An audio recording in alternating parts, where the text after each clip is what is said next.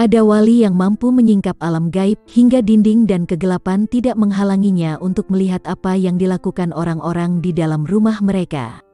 Ada wali yang ketika berjumpa dengan seorang pezina, pemabuk, pencuri, pencela, atau orang yang suka berbuat zalim, ia melihat goresan tanda hitam pada anggota tubuh mereka yang melakukan maksiat. Ali Abi Ya'zi, guru Ibnu Arabi, termasuk wali yang menempati makom ini. Mukasyafah ini khusus bagi orang yang bersifat wara, orang yang benar-benar menjauhi maksiat dan syubhat. Ada wali yang jika ada orang yang ribut atau diam di majelisnya, ia mengetahui derajat dan apa yang akan terjadi dengan orang itu, kenyataannya sesuai dengan apa yang dikatakan wali itu, dan ia selamanya tidak akan salah. Diceritakan bahwa ada seorang laki-laki ribut di majelis Abu Madian, lalu orang itu disuruh keluar. Abu Madian berkata, "Kamu akan melihat keadaannya setahun kemudian." Sebagian orang yang hadir meminta penjelasan, lalu Abu Madian berkata, ia akan menganggap dirinya Imam Mahdi. Kemudian, apa yang dikatakan Abu Madian terjadi.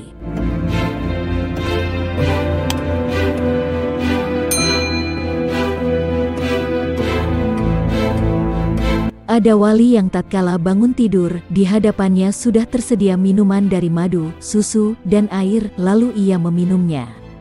Ada wali yang mampu mengetahui alam ruhani yang berbeda dengan alam fisik, tetapi ia tidak menggelutinya. Ada wali yang mampu mengetahui rahasia batu-batu mineral, dan semacamnya. Ia mengetahui khasiat, rahasia, dan bahaya dari batu-batu itu. Ada wali yang dianugerahi makom bisa memahami Allah dan mendengar tanda-tanda kekuasaannya, sehingga ia bisa mendengar ucapan benda-benda mati. Apakah kemampuan itu termasuk hal yang biasa atau luar biasa, tergantung pada tingkatan pemahaman terhadap ucapan benda mati. Yang termasuk hal luar biasa ada dua macam. Pertama, merujuk pada orang yang mendengarnya, yakni kemampuan memahami hakikat ucapan benda mati. Kedua, merujuk pada ucapan benda mati itu sendiri melalui karomah, misalnya bertasbihnya kerikil di telapak tangan sebagian sahabat. Apabila seorang hamba memperoleh makom ini, maka ia akan mendengar semua benda mati bertasbih dengan bahasa yang jelas seperti bahasa manusia. Ada wali yang dianugerahi kemampuan menyingkap dunia tumbuh-tumbuhan. Semua tumbuhan dan rumput memberitahukan kepada wali itu sari-sari yang dikandungnya baik yang berbahaya atau yang berkhasiat. Tumbuh-tumbuhan itu berkata, "Hai hamba Allah, khasiatku begini dan bahayaku begini." Ada wali yang dikaruniai kemampuan bergaul dengan binatang. Binatang-binatang mengucapkan salam kepadanya dengan bahasa yang jelas dan memberitahunya tentang khasiat-khasiat yang dikandungnya. Ada wali yang diberi kemampuan menyibak perjalanan hidup orang yang masih hidup, rahasia-rahasia yang diberikan kepada orang itu sesuai dengan keadaannya, dan bagaimana perkembangan ibadahnya dalam perjalanan hidupnya itu. Ada wali yang diberi kemampuan melihat hal-hal yang tidak mungkin melalui jentera dan merubah yang kasar menjadi lembut dan sebaliknya. Ada wali yang diberi kemampuan meramalkan hal-hal jelek yang akan terjadi, lalu ia meminta dihindarkan sehingga ia tidak terkena hal buruk itu. Ada wali yang diberi kemampuan ilmu astrologi dan cara-cara yang sistematis dan menyeluruh. Ada wali yang dianugerahi kemampuan mencapai ilmu-ilmu ilahiyah dan diberitahu cara-cara untuk mencapainya seperti persiapan yang harus dilakukan, etika dalam mencari dan mengamalkan ilmu, memegang dan menyebarluaskannya, serta cara menjaga hati dari hal-hal yang merusak. Semua cara itu adalah satu kesatuan dan tersembunyi. Ada wali yang dikaruniai kemampuan mengetahui tingkatan ilmu-ilmu teoritis, ide-ide yang cemerlang, dan bentuk-bentuk kesalahan pemahamannya. Kemampuan membedakan antara prasangka dan ilmu, berbagai hal yang terjadi di antara alam arwah dan alam fisik. Sebab terjadinya, dan berjalannya rahasia ilahi di alam ini serta sebabnya. Ada wali yang mampu menangkap alam taswir, alam taksin, alam benda-benda mati, bentuk-bentuk suci dan jiwa tumbuhan yang mestinya diketahui akal dalam bentuk dan susunan yang baik. Rahasia-rahasia kelemahan, kelembutan dan rahmat orang-orang yang disifatinya. Ada wali yang mampu menguak tingkatan kutub bumi. Ada wali yang mampu menguak benda-benda yang memantulkan cahaya, benda-benda yang langgeng, benda-benda yang abadi, rahasia alam, dan kemampuan untuk menjaga dan menyampaikan amanat kepada orang yang berhak. Ada wali yang dianugerahi pengetahuan tentang simbol-simbol, penghitungan, dan firasat. Ada wali yang disingkapkan baginya dunia lain, mampu menyingkap kebenaran dan pendapat-pendapat yang benar, mazhab-mazhab yang lurus, dan syariat-syariat yang telah diturunkan. Ada wali yang terlihat sebagai orang alim, Allah telah menghiasi mereka dengan pengetahuan-pengetahuan suci sebagai sebaik-baik perhiasan. Ada wali yang dianugerahi kewibawaan, ketenangan, teguh pendirian, dan kemampuan mengetahui tipu muslihat dan rahasia-rahasia yang tersembunyi, dan sejenisnya. Ada wali yang mampu berbicara, tetapi tidak terlihat siapa yang diajak bicara. Ia berbicara dengannya dan mendengar pembicaraan itu, baik pembicaraannya muncul tanpa dipikir sebelumnya atau sebagai jawaban atas pertanyaan secara seketika, serta memberi dan menjawab salam. Ada wali yang naik makomnya, hingga ia mampu berbicara kepada malaikat dan bercakap-cakap dengannya. Apabila seorang hamba mencapai makom ini maka ia bisa memanggil dan berhubungan dengannya.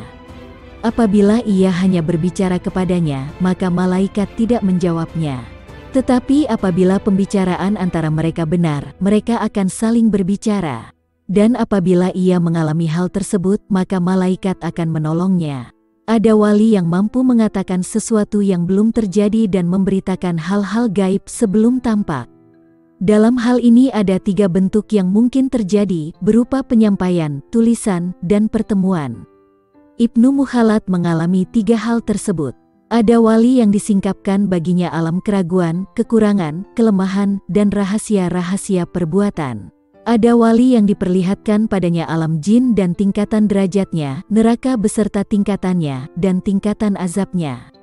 Ada wali yang mampu mengetahui sifat-sifat manusia. Sebagian manusia tertutup sifatnya dan sebagian lain terbuka. Mereka mempunyai tasbih khusus yang bisa diketahui oleh wali apabila ia mendengarnya. Ibnu Arabi berkata, kita telah sama-sama menyaksikan karomah seperti ini.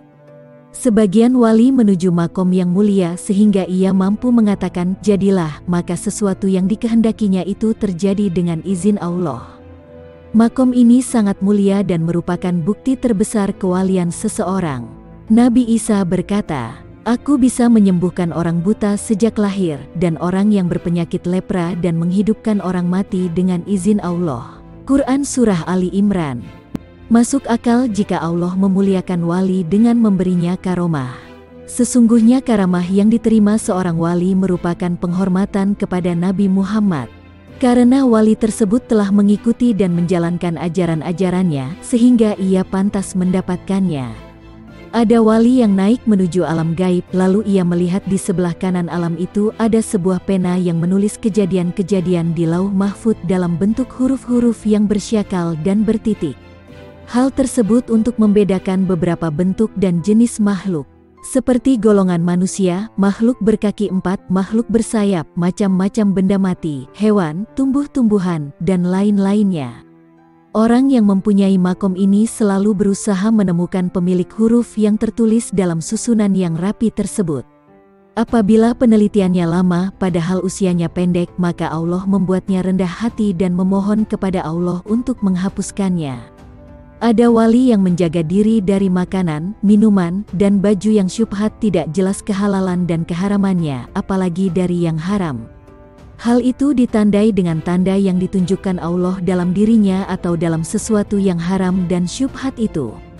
Seperti yang dialami Al-Haris Al-Muhasibi, apabila dihidangkan kepadanya makanan yang syubhat, tiba-tiba keluar keringat dari jarinya. Begitu pula yang terjadi pada ibu dari Abu Yazid Al-Bustami ketika mengandungnya, tangannya tidak pernah menyentuh makanan syubhat, bahkan tangannya mengenggam sendiri jika menemukan makanan syubhat.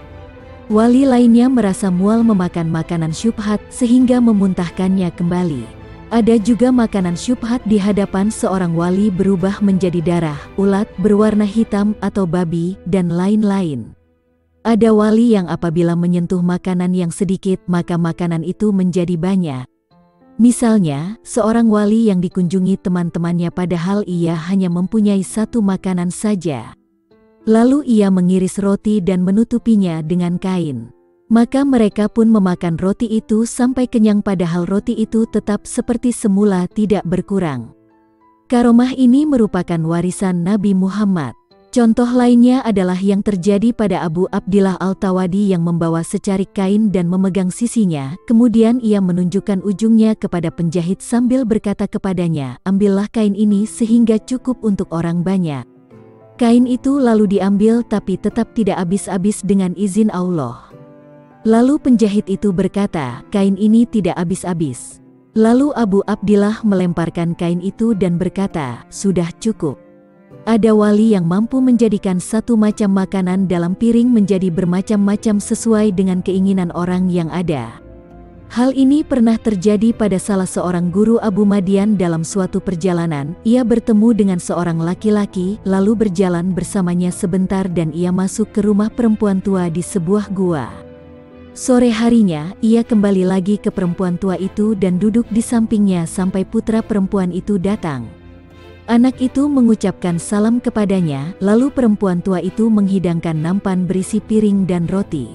Syaikh dan anak itu mulai makan. Si Syaikh berkata, "Saya ingin yang saya makan ini menjadi begini." Anak itu lalu menjawab, "Wahai Syaikh, dengan nama Allah makanlah apa yang kau inginkan." Abu Madian kemudian berkata, "Ketika saya terus-menerus mengangankan keinginanku, anak itu melontarkan ucapan pertamanya, dan tiba-tiba saya mendapatkan makanan yang saya angankan." Anak itu masih muda, belum punya rambut di pelipisnya. Ada wali yang bisa menjadikan makanan, minuman dan bajunya tergantung di udara. Seperti yang terjadi pada salah seorang wali yang membutuhkan air di padang pasir. Tiba-tiba ia mendengar deringan di atas kepalanya, lalu ia mendongakkan kepalanya, dan di situ ada gelas yang tergantung pada rantai emas. Ia meminumnya lalu meninggalkannya. Ada wali yang bisa merubah air yang pahit dan asin yang ditemukannya menjadi manis dan segar. Ibnu Arabi berkata, "Saya pernah meminum air semacam itu dari Abdullah, anak Ustaz Al-Marwazi, salah seorang hawash murid dari salah seorang guru Abu Madian." Ada wali yang memakan makanan dari orang lain. Zaid memakan makanan dari Umar padahal Umar tidak di hadapannya. Umar merasa kenyang di tempatnya dan dia merasakan bau makanan itu seakan-akan dia yang memakannya. Hal ini pernah terjadi pada Al-Hajj Abu Muhammad Al-Marwazi dan Abu Abbas bin Abi Marwan di Girnatah. Hal itu terjadi karena ahli marifat ini mempunyai keinginan yang suci dan bersih dari dosa dalam batinnya. Allah memberikan karomah dalam dirinya sebagai penghormatan dan untuk membaguskan makamnya, maka dari keinginannya itu keluarlah apa yang ia sebutkan. Ada wali yang memakan makanan spiritual yang menjadikan jiwanya kekal. Ia tidak membutuhkan makanan jasmaniah kecuali hanya sedikit untuk mempertahankan dirinya. Kekekalan jiwa bisa tercapai dengan makanan ruhani. Ada wali yang mengetahui rahasia biji-bijian dan penyemaiannya di bumi, hujan yang menyebabkannya tumbuh, angin yang menyebarluaskannya dan apa-apa yang membuat bumi menjadi tenang, serta matahari yang memancarkan cahayanya sebagai makanan bagi tumbuhan.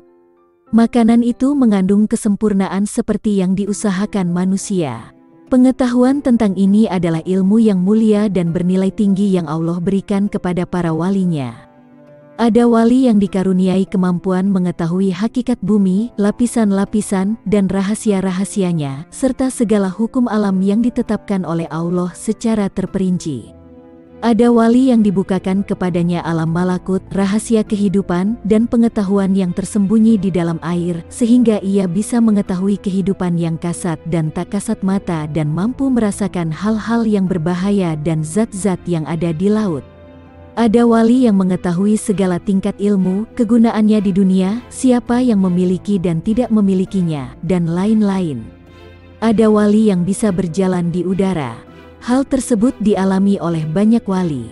Ada seorang laki-laki yang melihat orang sedang berjalan di udara, lalu ia bertanya kepadanya, "Karena apa engkau mendapatkan karomah itu?" Ia menjawab, "Kutinggalkan nafsuku untuk menuruti keinginannya, maka dia menundukkan udara bagiku." Ada wali yang dibukakan kepadanya pintu alam ruh di alam malakut, sehingga ia bisa mengetahui hakikat dari rahasia dan cara malaikat naik turun, rahasia pengaturan dan penundukan mereka, kewajiban-kewajiban dan hak-hak mereka. Ada wali yang bisa datang ke lauh mahfud melalui esensi hatinya. Lalu dengan izin Allah, ia dapat menyingkap dan menyaksikan secara langsung musyahadah hal-hal yang ada di sana, padahal anggota badannya tidak bergerak kecuali kedua matanya. Ada wali yang terus-menerus bersimpuh di hadapan Lauh Mahfuz, padahal tidak ada manfaatnya. Ada wali yang terkadang menyaksikan Lauh Mahfuz. Ada wali yang bisa melihat bagaimana pena menulis di atas Lauh Mahfuz. Ada wali yang melihat gerakan pena di Lauh Mahfuz. Setiap makam mempunyai tata cara yang khusus. Tanda orang yang menyaksikan Lauh Mahfuz adalah ia menyebutkan rahasiamu padahal kamu diam saja. Seperti yang dikatakan Al-Junaid. Ketika ditanya, siapa ahli marifat itu? Ia menjawab, orang yang memberitahukan rahasiamu padahal kamu diam saja. Dan tanda orang yang menyaksikan pena Lauh Mahfuz sedang menulis adalah ia bisa mengetahui rahasia yang kamu katakan dalam hati dari manapun asalnya dan sebab adanya. Ada wali yang diperlihatkan oleh Allah rahasia-rahasia yang tersimpan di alam yang paling agung. Ada wali yang diperlihatkan oleh Allah alasan dan sebab terjadi atau tidak terjadinya suatu peristiwa. Setelah ia mengetahuinya, ia memikirkan apakah peristiwa itu mempunyai pengaruh atau tidak. Apabila ada pengaruhnya, maka ia bersiap-siap untuk menerimanya. Apabila pengaruhnya merusak, maka ia memperingatkan teman-temannya. Apabila pengaruhnya berupa rahmat atau kabar gembira, maka ia bersiap-siap untuk bersyukur dan memuji Allah. Seperti Ibnu Barjan, yang memberitahukan tahun akan terjadinya penaklukan Baitul Maqdis. Dan pada tahun yang ditentukan, terjadilah apa yang diramalkannya. Ada wali yang diberitahu Allah tentang kelemahan dirinya, apa yang akan ia dapatkan, dan bagaimana keadaannya nanti. Ada wali yang sampai pada keadaan ketika ia tidak melihat seorang pun yang ia ajak bicara kecuali Allah. Ia melaksanakan segala perintahnya. Makam ini adalah makam yang penting. Orang yang mengalami makam ini adalah Khair al-Nasaj. Ketika terbersit hal tersebut dalam pikirannya, lalu ia diuji dengan bertemu seseorang yang berkata kepadanya, kamu budakku, namamu Khair. Nasaj seakan-akan mendengar Allah yang mengatakan ucapan tersebut. Orang itu kemudian mempekerjakan Nasaj selama beberapa tahun, lalu ia berkata kepadanya, kamu bukan budakku dan namamu bukan Khair. Lalu orang itu melepaskan Nasaj. Demikianlah, karamah tidak akan pernah habis untuk diungkap.